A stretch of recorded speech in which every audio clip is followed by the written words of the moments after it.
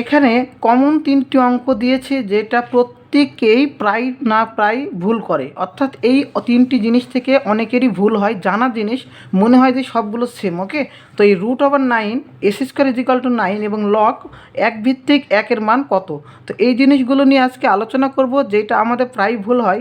তো আমরা এটাকে ভালোভাবে শিখে রাখবো।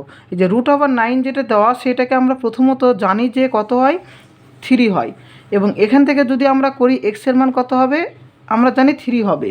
আর এটা লগ 1/1 মান কত হয় সেটা নিয়ে একটু পরে আলোচনা করি। প্রথমে এই দুটার জোটটা ভাঙিয়ে দিই। তো এখন প্রশ্ন, এখানে √9 আছে, এর মান 3 লিখলাম, আর s² আছে, এটার মান 3 লিখলাম। তো এখন এই যে s²টা এই পাশে পার করলে সেটা কি হবে, s² = √9 হবে। সরি, স্কোয়ারটা উঠে যাবে, যে এর পাশে কী হবে, √9 হবে, তাই না? তাহলে x = √9। তো এর মান কত, √9 এর মান আমরা জানি 3, এখানে √9 এর মানও জানি 3। এখন প্রশ্ন, এখানে প্লাস মাইনাস কখন হবে, এই যে প্লাস কখন হবে, মাইনাস কখন হবে, এইটা নিয়ে মেন সমস্যা। এটার ক্ষেত্রে প্লাস মাইনাস 3 হবে না, এখানে প্লাস মাইনাস 3 হবে, এটা নিয়ে অনেকে বারবার কনফিউশন করে। তো কনফিউশনটাকে দূর করতে হবে ভালোভাবে। আমরা জানি যে কোনো সংখ্যা ধনাত্মক হলে তবে ওর বর্গমূল হয়। যেমন মাইনাস, এর বর্গমূল কখনোই হয় না, কারণ এটা কমপ্লেক্স নাম্বার। কমপ্লেক্স নাম্বারের কখনো বর্গমূল হয় না। ওকে, তাহলে আমরা এখান থেকে যেহেতু পাবো না, সেহেতু এখানে -3 পাওয়ার অপশান নেই। আর এখানে যেহেতু অঙ্কটা আছে √9 মানে কি, পজিটিভ নাম্বার, অর্থাৎ পজিটিভ সংখ্যা। তাহলে এর যদি আমরা বর্গমূল করি অবশ্যই +3 পাবো। কিন্তু আমরা কোনো সংখ্যার আগে পজিটিভ সংখ্যাটা লিখি না, সেজন্য আমরা শুধুমাত্র 3 লিখি, অর্থাৎ √9 = 3, এটা সত্য কথা। এখন প্রশ্ন, এখান নিয়ে প্রশ্নটা সমস্যা হয়। এখানে কি হয়, একটা জিনিস সবসময় মনে রাখতে হবে, যদি বাম পাশে স্কোয়ার থাকে, তবে ডান পাশে গিয়ে প্লাস মাইনাস সহ বর্গমূল চিহ্নটা বসে। এই জিনিসটা যদি আমরা মনে রাখতে পারি, তাহলে কোনো প্রশ্নে সমস্যা হওয়ার কথা না। অর্থাৎ কি বললাম, বাম পাশে যদি স্কোয়ার থাকে, ডান পাশে যা প্লাস মাইনাস সহ √টা বসে।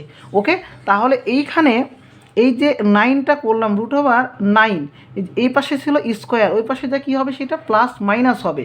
তাহলে এখানে এই যে প্লাস মাইনাস আর 9 করলে কত হয়, 3, অর্থাৎ এখানে +-3 হবে। এইটা হলো কারেক্ট জিনিস। ওকে, এখন আমরা লগে আসব। এই লগেরটা আমরা সকলে জানি যে একটা সূত্র, লগ a ভিত্তিক a = 1, অর্থাৎ লগের মান যখন এ আর এ অর্থাৎ ভিত্তি আর এখান করা যখন সূচকটা সেম হবে, তখন কি হবে, দুইটা অর্থাৎ সেম হলে 1 হয়।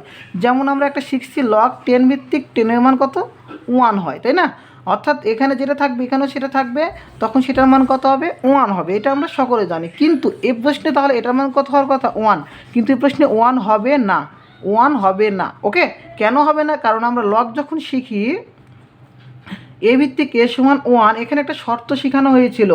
শর্তটা ছিল যে আমাদের 0-র চাইতে এর মানটা বড় হবে, 0-র চাইতে কী হবে, এর মানটা বড় হবে, কিন্তু এর মানটা কখনো 1 হবে না, অর্থাৎ এর মানটা কখনো 1 গ্রহণযোগ্য হবে না, তবে মাত্র এটা শর্তটা পালন করবে। অর্থাৎ এর মান কখনো 1 হওয়া যাবে না, অর্থাৎ লগ এই ভিত্তির জায়গায় যদি 1 থাকে, সেটা কখনোই মান দিবে না, অর্থাৎ সেটার মান ইরোর হবে। কী হবে, সেটা ইরোর হবে। ওকে, আশা করি এই 3টা কনফিউশন সকলের দূর হয়েছে।